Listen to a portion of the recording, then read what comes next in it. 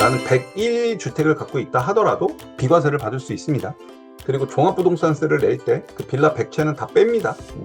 그렇기 때문에 굉장히 강력한 세제 혜택을 갖고 있습니다. 주택임대사업자의 또 장점이라고 하면 토지거래 허가구역을 뚫어낼 수가 있죠. 재개발 투자를 하는 사람한테는 이 주택임대사업자는 필수입니다. 필수. 주임사를 아는 사람과 주임사를 알지 못하는 사람이 앞으로 자산을 쌓아가는데 극명하게 차이가 나게 될 겁니다. 그런데 이제 6년짜리가 나오죠. 굉장히 좋은 기회입니다. 여러분들 이거 적극 활용하셨으면 좋겠습니다. 자, 다음 달 4일부터 시행이 되고요. 재개발 투자를 하는 사람한테는 이 주택임대사업자는 필수입니다. 필수. 주임사를 아는 사람과 주임사를 알지 못하는 사람이 앞으로 자산을 쌓아가는데 극명하게 차이가 나게 될 겁니다. 만약에 본인이 일시적 1가구 2주택 형태로 비과세를 받아가면서 그냥 1주택 투자를 하겠다 라고 하면은 주택임대사업자를 아실 필요가 없고요. 다주택 포지션으로 투자를 이어나가겠다 라고 한다고 하면 주택임대사업자, 즉 주임사는 반드시 인지를 하셔야 되고요. 지난 문재인 정부 때도 엄청나게 규제를 때렸죠. 아시다시피 당연히 저는 다주택자고 그런데 지난 문재인 정부 시절에 저는 종합부동산세를 한 번도 낸 적이 없습니다. 자, 그 이유는 저는 재개발 투자자고 당연히 거주주택이 있음에도 불구하고 그리고 많은 빌라를 가졌음에도 불구하고 그 모든 빌라 또 오피스텔들이 주임사로 등록되었기 때문에 종부세 합산 배제를 받게 된 거죠. 과거에 규제가 굉장히 심할 때도 저는 주택임대사업자 공부하라고 강조 드렸고요. 이건 뭐 제가 거의 강사 데뷔하기 4년 전부터도 주임사 공부하셔라 했기 때문에 그동안 저랑 같이 함께 해오신 분들은 다 제 말을 이해하실 거라고 봅니다. 옛날에는 이제 주택임대사업자가 4년짜리가 있었고요. 물론 세제 혜택을 받기 위해서는 5년을 임대를 했었어야 됐고요. 그다음에 준공공이라고 해서 8년짜리가 있었죠. 근데 이제 문재인 정부 시절 김현미 국토부 장관께서 주택임대사업자 굉장히 활성화시키려다가 적폐로 몰았고요. 그래서 4년짜리는 없앴죠. 그리고 현재 남아있는 게 10년짜리 외에는 없습니다. 그런데 이제 6년짜리가 나오죠. 굉장히 좋은 기회입니다. 여러분들 이거 적극 활용하셨으면 좋겠습니다. 뭐 신문기사부터 좀 보도록 하죠. 자, 다음 달 4일부터 시행이 되고요. 지금 현재 10년짜리가 있고요. 이제 6년짜리가 시행이 될 건데 10년짜리는 기준시가, 즉 공동주택 공시가격 6억 이하, 그 다음에 6년짜리로 하기 위해서는 공동주택 공시가격이 4억 이하여야 됩니다. 4억 이하. 그렇기 때문에 아무래도 여러분들이 공략을 할 수 있는 스콥은 10년짜리가 훨씬 넓죠. 뭐 근데 또 이런 질문이 있겠죠. 6억이 넘고 4억이 넘는 건 주택임대사업자 등록이 안 됩니까? 됩니다. 다만 혜택을 못 받는 거죠. 주택임대사업자의 대표적인 혜택, 가장 큰 혜택 두 가지는 거주주택 비과세랑 종부세 합산 배제죠. 근데 그런 혜택을 받지를 못합니다. 즉 의무만 잔뜩 있고요. 전세를 5% 이상 올리지 못하는, 그게 가장 크죠. 전세가를 막 올려받을 수 없는 그런 허들이 있고, 그다음에 부기 등기도 해야 되고, 그다음에 보증보험도 가입해야 되고, 굉장히 지켜야 될 의무가 많습니다. 그런 많은 의무들을 지켜가려면 뭔가 나한테 혜택이 있어야겠죠. 뭔가 나한테 혜택이 있어야 되겠죠. 그 혜택이 뭐죠? 거주주택 비과세랑 종부세 합산 배제입니다. 즉 내가 아파트 한 채, 거주주택인 아파트 한 채가 있고 재개발 빌라가 100개가 있어요. 근데 그 100개를 다 주임사로 등록을 하면 나는 101주택을 갖고 있다 하더라도 비과세를 받을 수 있습니다. 그리고 종합부동산세를 낼 때 그 빌라 100채는 다 뺍니다. 그렇기 때문에 굉장히 강력한 세제 혜택을 갖고 있습니다. 주택임대사업자의 또 장점이라고 하면 토지거래 허가구역을 뚫어낼 수가 있죠. 그래서 토지거래 허가구역은 원래 실거주 목적으로 사야 되는데 주택임대사업자로 하는 경우는 토지거래 허가구역에서 허가를 받을 수가 있습니다. 물론 서울 25개구 자치구마다 그 요건이 조금 다릅니다. 기본적으로는 이제 주소가 서울에 되어 있어야 하고요. 우리 멤버십 제비스에서 그저께 다뤘던 구역 같은 경우는 주소지가 서울로 되어 있어야 되는데 강남 3구랑 마용성에 주소지가 되어 있으면 주택임대사업자를 받아주지 않습니다. 그런 자치구도 있어요. 그렇기 때문에 이 주택임대사업자에 대한 정확한 가이드라인은 자치구별로 나와 있지 않고 각 자치구에서 해석하기 나름이기 때문에 여러분들께서 내가 토지거래 허가구역, 대표적으로 신속통합계획이 되겠죠. 그리고 뭐 성수전략정비구역 정도가 되겠죠.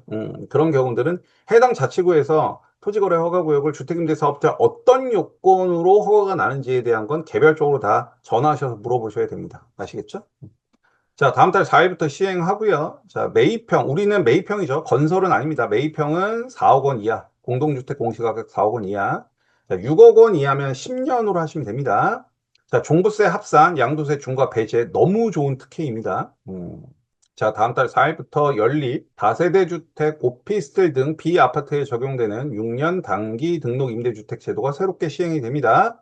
2020년 문재인 정부 당시 폐지된 제도가 5년 만에 부활하는 거죠. 각종 세제 혜택을 줘서 민간 임대주택 공급을 활성화하는 게 목적이고요. 뭐 업계에서는 아파트까지 대상을 확대해야 한다는 목소리가 커지고 있는데 솔직히 우리는 상관없습니다. 우리는 상관없어요. 국토교통부는 비아파트 6년 단기 등록 임대주택에 대한 임대보증 가입 기준을 개선하는 내용을 담은 시행령이 통과됐다고 발표했고요. 후속 조치고요. 다음 달 4일부터 시행이 됩니다. 과거에 4년에서 6년으로 늘었고요. 근데 과거에 4년이라고 했는데 이게 의무임대 기간이 4년이었고요. 실제 세제 혜택을 받으려면은 5년을 했었어야 됩니다. 이해되시겠죠? 의무임대 기간만 4년인 거고요. 세제 혜택을 받으려면 5년을 했어야 되거든요. 근데 지금 6년이잖아요. 그럼 과거랑 차이에서 1년 차이밖에 안 납니다. 되게 좋은 거죠. 여기 잘 나와 있네요. 등록임대주택에는 종합부동산세 합산 배제, 양도소득세 및 법인세 중과 배제 같은 세제 혜택이 제공이 됩니다. 이게 되게 강력하죠. 의무적으로 가입해야 하는 임대 보증도 개선이 된다네요. 여러분들이 이 주임사를 잘 활용을 하면 뭐가 좋으냐? 일단 신속통합계획으로 선정된 곳을 주임사로 뚫고 들어가는 거고요. 그렇죠? 뚫고 들어가는 거고. 그 다음에 공공재개발과 신속통합계획의 가장 큰 차이는 공공재개발은 토지거래 허가구역이 풀리는 기간이 명확하지가 않습니다. 그런데 신속통합계획 같은 경우는 조합설립 인가가 나게 되면 토지거래 허가구역이 풀리게 되죠. 그래서 대표적으로 풀린 케이스가 어디죠? 신당 10구역, 신정 5구역 이런 데는 과거 신속통합계획이었지만 조합설립 인가가 나면서 토지거래 허가구역이 다 풀려버렸습니다. 자, 그럼 우리는 어떻게 해야 되느냐? 신속통합계획 중에 추정분담금이 나온 곳들이 있을 거고요. 그럼 그 추정분담금을 여러분들께서 분석을 해야겠죠. 제가 늘 말씀드렸다시피 현재 그 신속통합계획지에 나오는 추정분담금을 그대로 믿고 쓸 수 있는 구역은 없습니다. 아시겠죠? 제일 우리가 공부 많이 했던 자양사동 대표 비례율이 107%였나요? 그런데 107%짜리 사업장이 아니죠. 몇 프로짜리 사업장이죠? 84%인가 그렇죠? 그래서 지금 신통에서 나오는 비례율들, 그 다음에 신통에서 나오는 조합원 분양가들, 신통에서 나오는 공사비 등, 그 다음에 공사비와 기타 사업비 비율 등 데이터가 엉망이 많습니다. 반드시 마사지를 하셔야 되고요. 신속통합계획 중에 추정분담금 발표된 곳, 여러분들께서 합리적으로 시뮬레이션을 한 다음에 비례율을 낮추든 조분가를 올리든 시뮬레이션을 하시고요. 그리고 보상마진 비율에 맞는 서울 B급지 이상은 200% 이상, 그다음에 나머지는 300% 이상 되는 물건 괜찮죠? 괜찮습니다. 아주 좋습니다. 그런 물건들을 주택임대사업자 6년짜리를 통해서 매수를 하시는 거고요. 그러면은 조합설립인가, 그러니까 신통이면 그다음에 구역 지정이 될 거고요. 그다음에 추진위가 만들어질 거고 조합설립인가가 만들어지겠죠. 그게 예를 들어서 한 3년, 그다음에 뭐 한 4년 정도 걸린다라고 하면 조합설립인가가 나는 즉시 토지거래 허가구역에서 빠질 거고요. 그럼 나는 의무임대 기간이 한 3년, 2년에서 3년 정도 남겠죠. 그럼 고지은 되면 이게 사업시행인가까지 가겠죠. 그러면 사업시행인가가 가기 전에 뭐를 하죠? 각종 영향평가랑 건축심의를 하죠. 그럼 영향평가랑 건축심의를 하면 조감도 나오죠. 막 이쁘게 조감도 나오죠. 그러면 사람들의 가슴이 어떻게 돼요? 막 들끓죠. 그리고 인기가 엄청 높아지죠. 막 설렙니다. 자, 그때 팔고 나오시면 됩니다. 아시겠죠? 요 전략. 요 전략 명심하시고요. 꼭 잘 활용하셔서 많은 수익을 내셨으면 진심으로 좋겠습니다. 그래서 주임사 공부 꼭 하시고 한 가지 주의해야 될 점은 여러분들께서 주임사를 너무 만만하게 보십니다. 너무 만만하게 보고 덤벼드는 경향이 있는데 상당히 공부할 게 많으니까 제대로 공부하고 하세요. 아시겠죠? 그리고 어제 제가 멤버십에서 했던 얘기는 무주택자 자녀 명의로 주임사 투자하는 거는 저는 개인적으로는 반대입니다. 아시겠죠? 주택임대사업자를 하는 가장 큰 이유는 뭐라 그랬어요? 거주주택 비과세랑 종부세 합산 배제 이 두 가지가 엄청 큰 거거든요. 그런데 무주택자는 거주주택 비과세 이슈 자체가 없죠. 주임사로 빌라 하나 사면 종부세가 안 나오죠. 그러면 내가 받을 수 있는 혜택은 하나도 없죠. 그런데 의무만 잔뜩 지어지게 되는 거죠.